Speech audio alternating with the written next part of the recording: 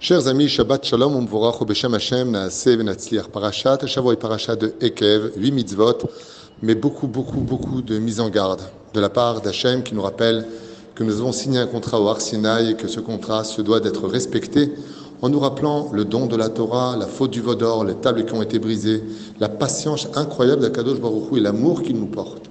Ainsi donc, dans les versets qui nous sont présentés dans cette paracha, Hachem nous demande une chose très particulière.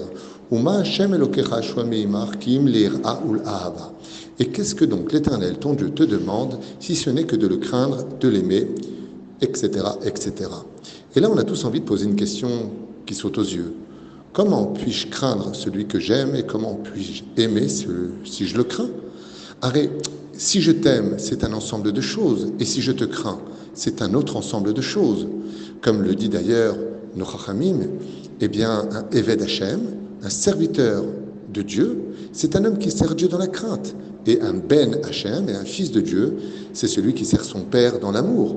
Alors, comment pouvons-nous passer du serviteur au fils et du fils au serviteur? Eh bien, c'est très simple. Quand Akadosh Baruch Hu nous donne des ordres de ne pas aller dans tel endroit, de ne pas manger ceci ou cela, de ne pas regarder telle ou telle chose, il faut se comporter comme un serviteur qui n'oserait chas v'shalom jamais désobéir à son roi. Car il sait très bien que la sentence serait violente pour lui, car il n'est qu'un serviteur. N'oublie pas quel est ton rôle vis-à-vis de moi. Je suis le créateur et toi la créature. Donc fais preuve de crainte. Et de l'autre côté, par contre, quand Hachem te demande d'être Shomer Shabbat, de respecter la Nida, la Kashrut, de compiler Baruch Hachem et de te rajouter à la nation d'Israël sur sa terre dès que tu le pourras, alors viens avec amour, comme un fils le ferait pour son père, se ressentant complètement dans la gratitude d'avoir un père comme le créateur du monde. Ainsi donc, le créateur nous dit, tout est fixé pour vous à l'avance, qui sera riche, qui sera pauvre par rapport à vos réincarnations, par rapport au compte que moi je maintiens depuis la création du monde et ce jusqu'à la fin des temps.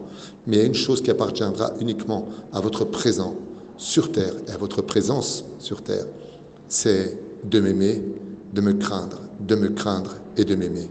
Car en réalité, quand j'aurai compris que seul celui qui a peur de perdre l'autre aura toutes les raisons de l'aimer, alors cet amour deviendra éternel.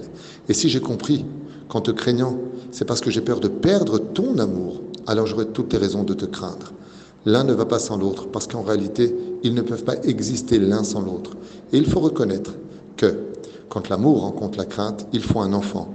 Et cet enfant s'appelle la simcha. Comment on peut servir Ivdu et Hashem besimcha, Dieu dans la joie?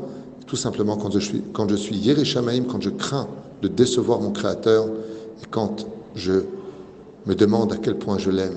Quand j'aime quelqu'un et que j'ai peur de le décevoir, eh bien, la seule chose qui me reste à faire, c'est de le servir dans la joie. Et quand on atteint ce niveau-là, on n'est plus ni le serviteur, ni le fils, mais l'ami de Dieu. Yedidim Avruyam, Yedid Nafshi. Tu es mon ami. Parce qu'un ami est un choix. Et un ami, on a toujours peur d'une chose. De le perdre, si c'est vraiment un ami. Et on a toujours envie de montrer une seule chose, qu'on sera toujours là pour lui. Shabbat Shalom Umvorach.